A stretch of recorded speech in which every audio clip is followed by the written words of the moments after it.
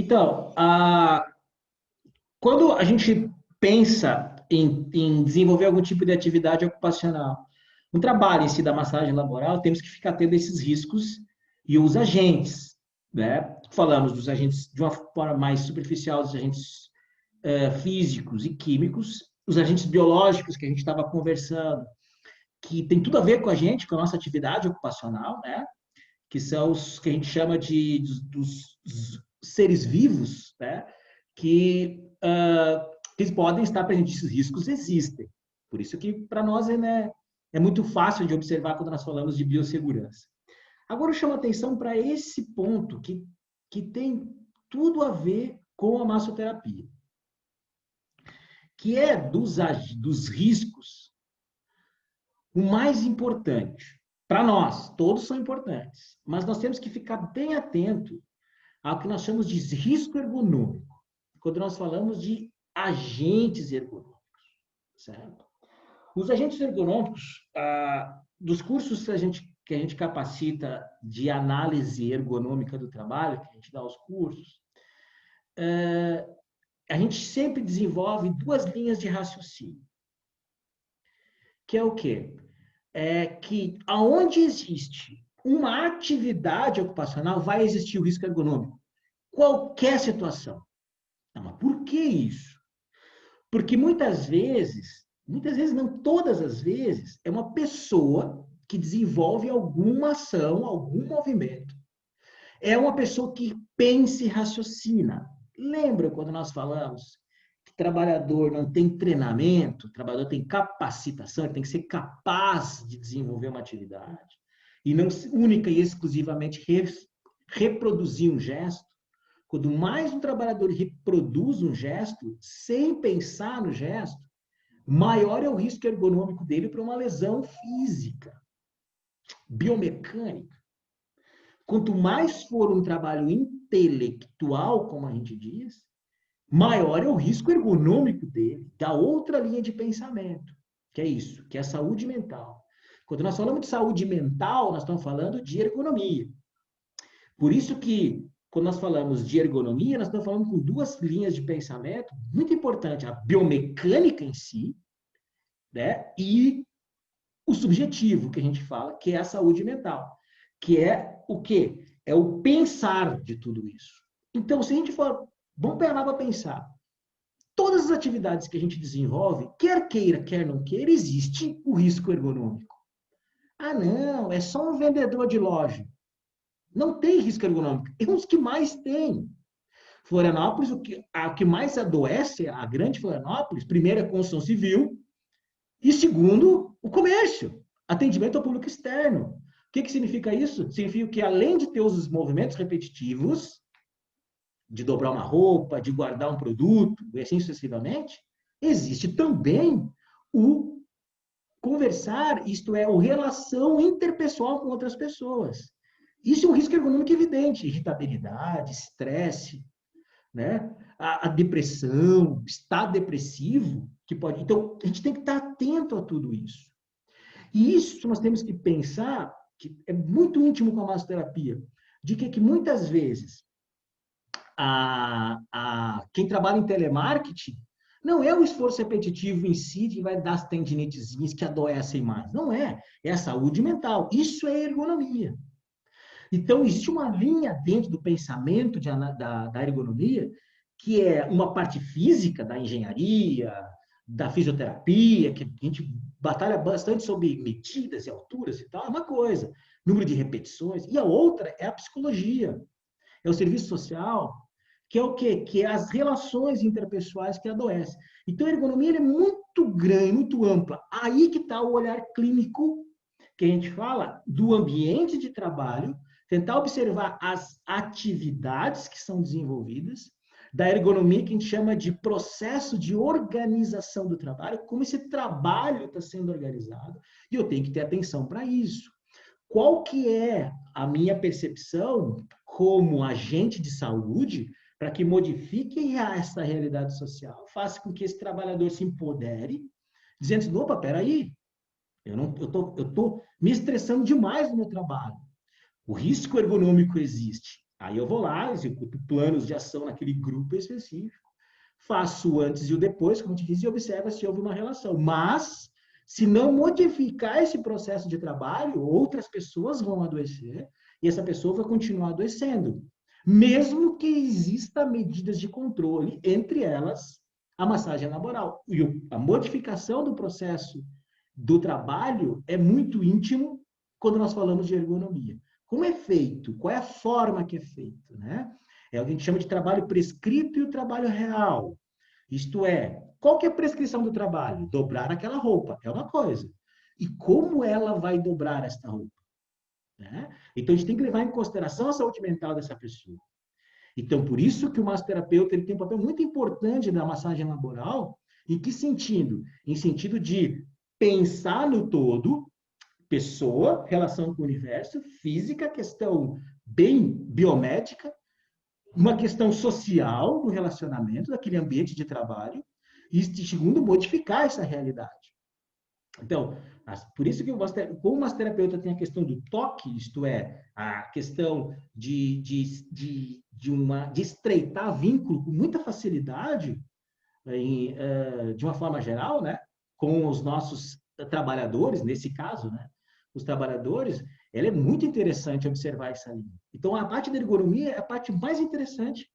Todas são muito importantes, mas a ergonomia pro massoterapeuta é muito interessante. Então, nós temos que sair daquela questão ergonômica de altura de bancada, número de repetições, e pensarmos nas questões dos aspectos biomecânicos, sensoriais e ambientais, que estão diretamente relacionados, e principalmente das questões psicossociais da ergonomia. Tá, Claudio, não tem receita de bolo para isso? Claro que não. Por quê? Porque cada trabalhador, cada grupo de trabalhadores age de uma forma diferente. Por isso que quando se trabalha com massagem laboral, quando a gente trabalha com saúde e segurança do trabalhador, que para nós é o que interessa, que é a nomenclatura que a gente fala hoje, que é a saúde e segurança, é muito complexo. Por isso que nós estamos falando de saúde. Só por ser saúde, já envolve determinantes e condicionantes sociais. Dentro do trabalho. Então, esse é o pensamento que a gente tem que ter. Então, quanto mais a gente ampliar o nosso olhar, determinando qual é o ramo produtivo desta empresa, desse local. Segundo, qual que é a atividade ocupacional daquele setor específico.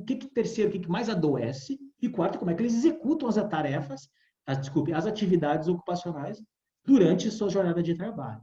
Então, depois que eu conseguir observar tudo isso, depois nós vamos observar que existem documentos muito importantes para a justiça e para a saúde. Depois nós vamos discutir um pouquinho sobre esses documentos. Mas existe isso, né? Existe uma coisa que dá segurança para a gente. Não, tem que ser feito isso porque adoece por isso, por isso, por isso. Por isso que a gente vai executar tais e tais técnicas.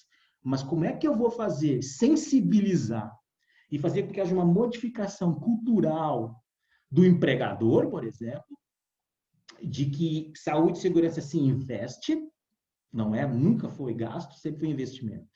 Então, e para nós, como diz a Sheila, minha colega de trabalho, o nosso trabalhador é a nossa cerejinha do bolo. O nosso trabalhador, para nós, ele é tudo, é 100%. Sabemos que vivemos no mundo capitalista, sabemos que existe a questão do ganho pecuniário. Isso é uma realidade, mas adoecer por causa disso, até que ponto vale a pena? É uma discussão. Então, nós, como profissionais da saúde, nós temos o dever, por ética em saúde, de fazer com que as pessoas não adoeçam ou minimizar esses processos de adoecimento. Por isso que tem que conhecer os agravos da saúde do trabalhador, como a gente diz. Então, a ergonomia ela leva destaque enquanto isso, tá?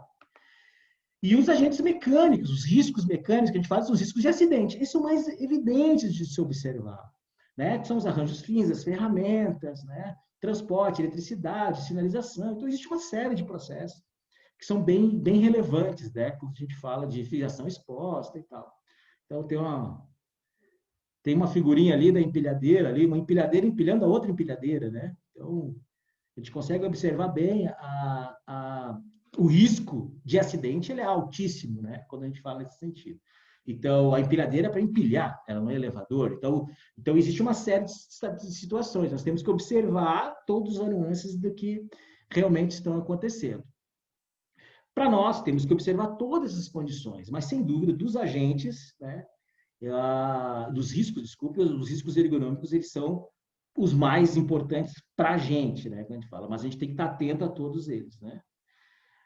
Existe a relação de Schilling, como a gente fala, né, que são os tipos de doenças, né. Então, existe o acidente de trabalho, como a gente fala, né, por doença do trabalho, certo? Ou doença ocupacional, né? Então, de uma forma geral, o que Schilling traduziu assim foi que a doença, só por curiosidade, a doença ocupacional, ela está diretamente relacionada a um trabalho específico. A pneumoconiose do carvão, por exemplo, que é um processo doença restritiva pulmonar bem grave, ela só vai ter em trabalhadores que trabalham com carvão. Pneumoconiose do carvão só vai ter, né? Outra doença muito importante, né? São doenças que causam a silicose, por exemplo, né? A silicose é uma doença pulmonar bem importante, que é dentro da sílica, né? Então, só vai ter que trabalhar com sílica. Então, essa é uma doença, essas são chamadas doenças ocupacionais clássicas, né? E aí existem as outras duas que são importantes, que estão diretamente relacionadas ao quê? Doenças que podem desenvolver em qualquer outra situação, seja ocupacional ou não, que ela acaba se desenvolvendo. Seja por fator contributivo, por exemplo, doença coronariana. O que mais adoece motoristas de ônibus é o quê? É pressão alta, certo? Doenças cardíacas, cardiovasculares, né? E problemas de ereção. Clássico isso aí. Então, o que significa? Significa que se você é motorista, se você tem uma doença coronariana, você obrigatoriamente vai acabar desenvolvendo mais ainda, se não tiver essas medidas de controle. Então, são algumas situações que são interessantes como fator contributivo, né? Ou que acaba desenvolvendo uma ação. Você é asmático, por exemplo, né? Você é asmático. Então, você sofre de asma. Se você desenvolver uma atividade ocupacional que tenha muito aerossóis, você vai acabar desenvolvendo crises asmáticas. Tem relação com o trabalho, cabe sim a comunicação de acidente de trabalho, que é a CAT, que nós vamos falar depois. Então, qual que é essa percepção? Essa percepção é identificar o que é um acidente típico, acidente de trabalho típico, o que é um acidente de trabalho relacionado às doenças, seja elas do trabalho ocupacionais, lembrando que a doença de trajeto, desde o ano passado, ela não é mais considerada um acidente de trabalho. Tá, mas o que tem um acidente? São perturbações, seja físicas ou psicossociais, que afetam o trabalhador durante a sua atividade ocupacional.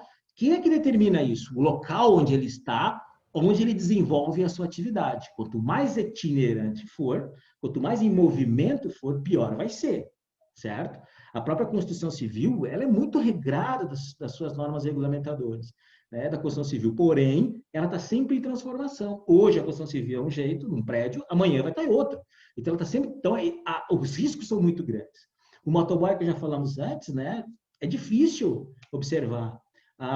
O ambiente de trabalho dele é a moto e o trânsito, e nós sabemos, né, no Brasil, o que é os índices de acidentes de trânsito. Então, olha como é complexo você pensar o que você vai trabalhar em uma determinada atividade ocupacional, em um determinado grupo de trabalhadores. A gente tem que estar atento a tudo isso, certo? E observamos sempre o que a legislação fala sobre isso. Pois não? Não, é que eu te ouvi falar que do trajeto não é mais. Eu esqueci exatamente a fala que tu usaste, mas que não é mais considerado. Pode repetir, desculpa? Acidente de trabalho, né? Acidente de trabalho, ou o trajeto já não é mais considerado? É isso? Não, desde o final do ano passado. É recente, então. Mas isso foi uma coisa que, certo, muito provavelmente politicamente feita para evitar processo, essas coisas assim, né? Porque, na verdade, fazer um parênteses, né? Na verdade, o que existe é assim, uma política nacional de trânsito que existe, onde existe cada vez mais existe uma questão dos motoboys, isso é evidente, uma discussão que é um trabalho que é sem dúvida, os motoristas por aplicativo, certo? Aumentou muito, né? Exatamente. Então, que na verdade é um resguardo que a gente fala da questão social dos grandes empregadores, em que sentido? Em que sentido de que haja uma precarização do trabalho, isto é, terceirização, quarteirização do trabalho. Tanto é que os movimentos aplicativos nem legislação têm, né? Sim. Na Europa, se eu não me engano, eles estão tomando multas bilionárias para a relação do trabalho. É difícil você fazer o nexo que a gente fala de relação trabalhista. Então, já estão saltando para a questão de trajeto. Uma coisa é você sair da sua casa e você ir até o seu ponto de Teu ônibus. local de trabalho. É uma coisa. Outra coisa é se você fica pingando de um lugar para outro. Então, na verdade, isso já vai ser considerado trajeto. E aí eles querem descaracterizar o acidente e tornar isso como um acidente de trânsito, o que já acontece, na verdade. Né? Ah, entendi. Entendeu? Então, na verdade, é uma questão Tá. política mesmo. Tá. Não, é que quando tu falou, na hora me veio uma questão política, assim. Na hora que tu falaste, eu já me veio uma questão política. Mas é porque em 2014, eu sofri um acidente de moto, que foi, na época até, tipo, eu conversei com algumas pessoas e elas me falaram, Joana, tu devia entrar com processo contra a escola, porque eu dava aula de inglês numa escola de ensino fundamental e médio, e foi justamente, eu estava transitando, eu estava voltando da escola, eu estava na escola, fui para o centro e ia voltar para a escola. Então, tipo, teoricamente caracterizava como um acidente de trabalho por causa do trajeto, né?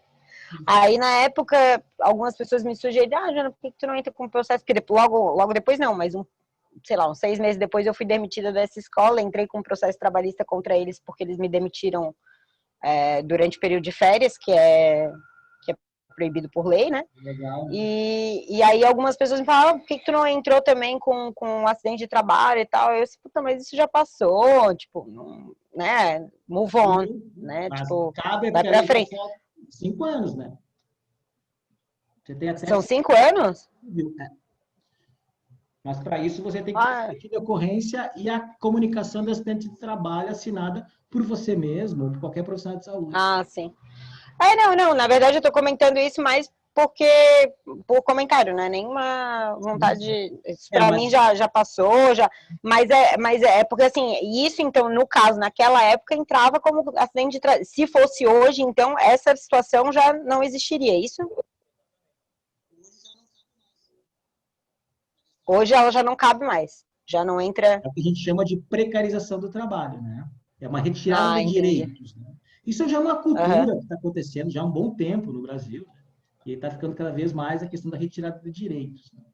Mas quando nós falamos dessa questão de agravos à saúde do trabalhador, falamos dos riscos, claro, com situação interessante. Agora, a parte legal mesmo, né? Que a gente fala, né? A portaria de 104 de 2011, que enumera, e elenca, né, como a gente diz assim, né, as 11 características que são consideradas sempre doenças do trabalho, sempre. Todos que acontecerem morte, mutilações, gente, trabalho menores de 18 anos, certo? Você pode trabalhar de 14 anos, né? Pode, como menor aprendiz, ok, com uma legislação específica, relacionados com a questão da legislação específica de crianças e adolescentes. Fora isso, é considerado acidente de trabalho. Por exemplo, trabalhar com riscos, com perigos, por exemplo, pérfuro cortantes, posto de gasolina, menor não pode trabalhar. Tem legislação específica. Se estiver trabalhando, é considerado acidente de trabalho. Exposição a material biológico. Olha aí, gente. Vocês, massoterapeutas, estão trabalhando lá no SESI, no SESI, lá nas grandes empresas, SESC. Se vocês contraírem, por exemplo, uma dermatite de contato, uma infecção fúngica durante o seu trabalho, é considerado acidente de trabalho, certo? E aí, com a Covid, olha que interessante, saiu uma legislação determinando que a Covid não... E aí tiraram isso. É considerado acidente de trabalho. Então, a pessoa que tiver, por exemplo, numa loja atendendo, certo? E dentro dessa loja não tem risco biológico, claro que tem, mas é risco 0 a 1, como a gente diz, mas você pode pegar a Covid dentro da loja. Se você conseguir provar isso, certo? Que isso tem como acontecer, tá? Porque pela vigilância epidemiológica você consegue observar quem tem os contatos. seria considerado acidente de trabalho. Então, logo que saiu em março, se eu não me engano, saiu um decreto presidencial dizendo que não é mais acidente de trabalho. Então, vejam como tudo tende, né, como a gente diz, a questão das situações que a gente fala de acidente de trabalho. Ô, Cleidion, desculpa te interromper, mas só falando desse negócio do Covid, novamente, só porque tu falasse, eu lembrei disso agora. É porque eu sigo um canal no YouTube do Gregório do Vivier, ele tem bem interessante. Ele é bem legal, assim, e ele levantou uma bandeira bem bacana em relação aos profissionais da saúde, logo no começo da pandemia, para as pessoas, tipo, de não só mais palmas e não sei o que, não sei se tu chegasse a acompanhar essa Não, esse movimentação. não. Outro sim, E esse não. aí, eles começaram, ele começou com esse movimento porque na época o pessoal estava batendo palmas na janela para os profissionais da saúde e tal, e aí ele começou a pressionar e realmente conseguiu fazer com que algumas coisas acontecessem politicamente, né? E uma delas, eu acho, eu posso estar enganada, mas eu procuro nos meus e-mails, porque como eu assino o canal, e aí eu passei a assinar as petições que uma delas era para fazer com que os profissionais, filhos e dependentes, né, dos profissionais da saúde recebessem pensão caso fosse contraído o Covid, principalmente por conta da situação da pandemia, enfim, só resumindo. E eu me lembro de ele ter falado alguma coisa exatamente sobre isso que tu falaste, em relação a coisa de perder como é que é? Como acidente de trabalho, né? Isso Eu vou dar uma procurada, porque isso é bem pode ser recente, muito bem, bem interessante. eu vou dar uma procurada nisso e depois, se for o caso, eu te mando ou mando para a turma, enfim, porque eu me lembro de isso, assim, de ser uma coisa bem recente, assim. Sim. É bem interessante a gente E estar aí atualizado, né? Outra situação que a sim, gente porque é uma fala que coisa são que acaba desses. mudando o tempo todo, né? Sim, sim. A gente tem que estar Essa sempre questão da atento a pandemia. tudo, né? A gente fala desses agravos Não, e aí essa do situação trabalhador, quando a gente fala desses 11, né? Então, por exemplo, as dermatoses, problemas de pele, intoxicações, olha a lesão por esforço repetitivo, doença osteomuscular relacionada ao trabalho, as tendinites, as bursites, as miosites, as síndromes compressivas, né? Síndrome do carpo, olha a ciatalgia, lombalgia, cervicalgia. Se aquele grupo de pessoas estão sentindo muito isso, atente que isso aí pode ser acidente de trabalho, as pneumoconioses, é bem clássica, né? As paíris, as perdas auditivas, os transtornos mentais, bem difícil de fazer o nexo técnico, e o câncer relacionado ao trabalho. Todos eles devem ser notificados no SINAM e no SIAB. O que é isso? O SINAM é um sistema de informações de notificação e agravos. O que é isso? Ele é obrigado, é notificação compulsória. Todo profissional de saúde que se deparar com isso, ele obrigatoriamente tem que fazer o registro no SINAM. Normalmente são hospitais e postos de saúde que fazem isso. E outro é o SIAB, que é o Sistema de Informação da Atenção Básica, que é exclusivo do postinho de saúde. Então, se tiver suspeita de ser doença do trabalho, encaminha para o posto de saúde para que eles continuem o processo de investigação.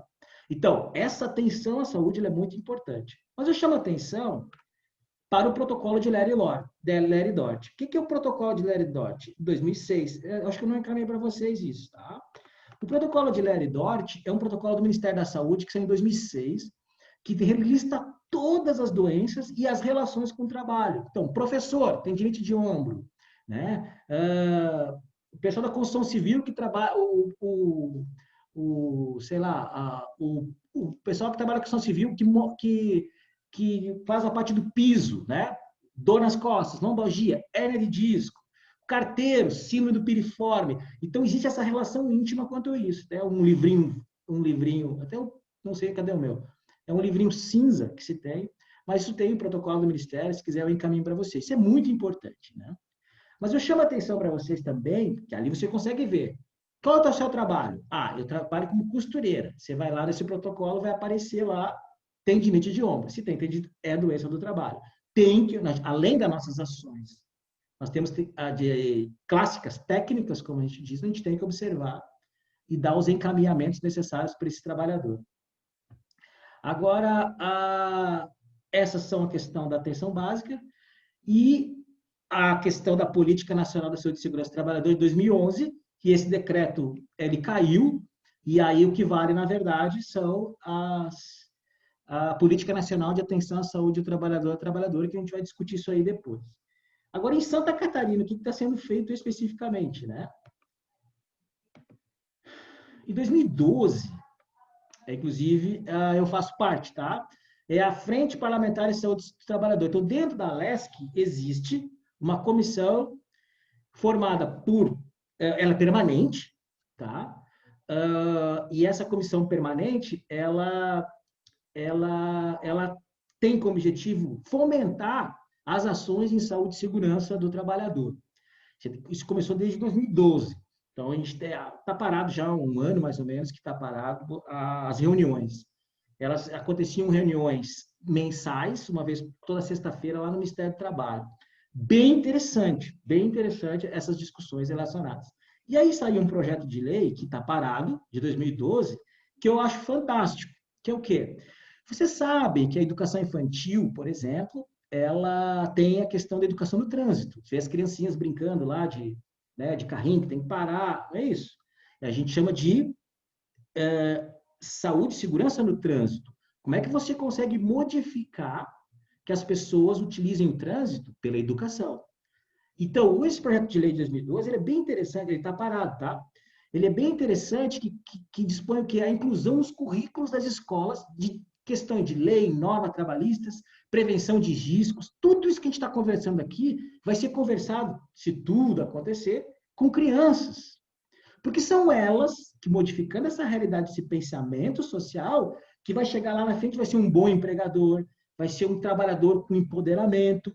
Então, nós vamos modificar a realidade social, não dando murro em ponta de faca, enxugando gelo, como a gente diz, mas sim modificando o pensamento das pessoas que vão empregar as outras e pessoas que serão empregadas. Então, sabendo dos seus direitos trabalhistas, começando com crianças, desde 4, 5, 6 anos de idade. Então, vejam bem, isso é um projeto de lei precursor, inédito no Brasil. Santa Catarina avança bastante quanto a isso. Né? Então, é uma discussão bem interessante. Né? Então, cabe aqui esse nosso pensamento positivo que isso vai acontecer. Então, quando você conversa com uma criança dizendo que ela trabalha com carteira assinada, sim, não, quais são os direitos dele? Então, a criança começa a pensar uma outra forma de trabalho. Não pensar trabalho, por que você quer ser? Eu quero isso porque dá dinheiro.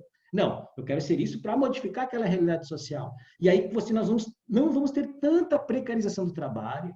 Modificando esse pensamento dessas pessoas, serão os políticos, serão as pessoas que vão determinar, gerenciar, como a gente fala, a nossa sociedade como um todo. Então, isso é importante. Essas discussões que nós estamos conversando agora ampliam o nosso olhar, mas nós temos que começar com as pessoas lá de pequena. Então, fazendo com que elas pensem e não reproduzem única e exclusivamente a sociedade. Se eu sou isso, eu vou ter que ser sempre isso. Não. Desde criança, você tem que pensar quais são os seus direitos, quais são os seus deveres relacionados a essas situações, quanto a nós falamos de saúde e segurança. É um projeto de lei muito interessante. Né? Desde 2008 teve o primeiro fórum e aí começou a ter essas discussões, 2008. Começou com a agroindústria, como nós sabemos, a agroindústria no estado de Santa Catarina é o que mais adoece. E quando houve essa discussão, chegou a ponto lá em Brasília que houve, por causa de Santa Catarina, que se criou a NR36, a norma regulamentadora do Ministério do Trabalho da agroindústria. Foi por causa desses movimentos. Então, veja, já existem essas discussões que são bem importantes. Só que, infelizmente, esse projeto de lei está parado, né? Não está andando por várias situações, entre elas a questão política mesmo, não quer que avance isso, por uma série de situações. Né? E a gente tem que estar atentos quanto a isso. Compreenderam, colegas? Sim. Muito bem. Olha que interessante aqui. Bom, agora a gente já sabe o quê? O que a gente já sabe? Que a gente não tá falando de trabalho, a gente está falando do trabalhador. Então, eu sei que começou lá do trabalho escravo, certo? Existia o trabalho corporativo, existe a ordem dentro dos nativos que viviam aqui. Quando vieram a invasão dos europeus, houve uma questão de escravidão. Isso a gente já sabe, isso é história, né? Então, dentro desse processo, nós vamos perceber que as relações de trabalho, elas foram, teoricamente, de uma certa forma, evoluindo, certo? Então, isso a gente viu na história da saúde do trabalhador. Isso veio por luta social, isso veio por questão de luta trabalhista. Nada foi dado para os trabalhadores, né? Como a gente diz sempre. Então, tudo foi conquistas. Então, se a gente pensar nisso, nós temos que pensar que hoje existem regramentos, regras específicas, certo? Que devem ser respeitadas. E a segurança e a saúde do trabalhador é uma delas. Quais são essas legislações específicas? Nós vamos falar isso lá no Ministério do Trabalho. Quando falamos de Previdência, quando falamos de Ministério da Saúde. São 3 tripés que a gente fala. Mas eu chamo a atenção em quê? Que se eu sei que eu vou trabalhar com um grupo específico de pessoas com o objetivo de não gerar mais lucro, não que ele trabalhe mais, não que ele se afaste menos, não que ele se ausente menos do trabalho. Não, não é esse o nosso objetivo. Nosso objetivo é fazer com que ele não adoeça. Querer modificar aquela realidade social dele, que ele não adoeça. Então, todo mundo ganha, como a gente fala, né? A pessoa não adoecendo, ela trabalha melhor, trabalha mais feliz, desenvolve as suas atividades, produz mais, lucro maior. É a roda viva que a gente fala do capitalismo. Não a exploração do seu trabalho. Então, essa linha de pensamento. O trabalho, para nós, é o quê? É o que essa pessoa faz. Ponto. Se eu sei qual é o ramo produtivo dessa empresa, dessa atividade. Segundo, se eu sei o grau de risco que ela tem, que a gente sabe que é de 0 a 4. Depois a gente vai ver isso aí. Terceiro, se eu sei qual é o setor que ela desenvolve. Grupo de pessoas que desenvolve aquela atividade. E 4, eu sei quais que são as doenças e os agravos que elas estão sujeitas, porque eu sei dos riscos físicos, químicos, biológicos, ergonômicos de acidente.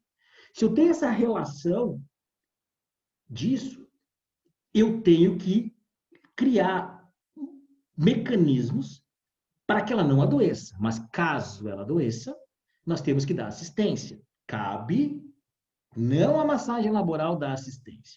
Aí eu vou sair para outra, eu vou para a parte técnica da massoterapia da assistência para ele. Se ele já tem uma epicondilite, lá na massagem laboral, eu não vou trabalhar na epicondilite dele. Né? Então, eu vou oferecer os meus serviços para quê? Porque existem técnicas massoterapêuticas para amenizar significativamente e mitigar o máximo possível a evolução da epicondilite. Mas com massagem laboral, o meu objetivo é fazer com que ele não desenvolva essa epicondilite. E caso haja a relação da epicondilite, a gente tem que orientar essa pessoa e dizer, pode ser uma doença do trabalho. A gente tem que observar e encaminhar para quê? Para o posto de saúde, para a equipe de saúde e segurança, para a medicina do trabalho daquela empresa, né? E notificar isso. E terceiro é a vigilância. Está tão em alta quando nós falamos de vigilância. Né? Lembra quando nós falamos de saúde, quando nós falamos de saúde coletiva, a importância que tem das vigilâncias, né? A vigilância ambiental, a vigilância epidemiológica, a vigilância sanitária. Então, as vigilâncias, como a gente fala, o que é estar vigilante? Estar atento. Tá, mas por que isso é importante? Porque se a gente consegue perceber, isso é muito comum, tá?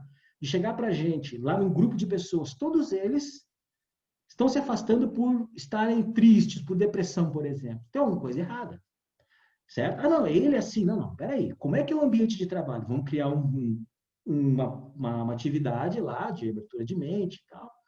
Vamos trabalhar com medicina tradicional chinesa para acalmar a mente dessas pessoas. Tudo bem.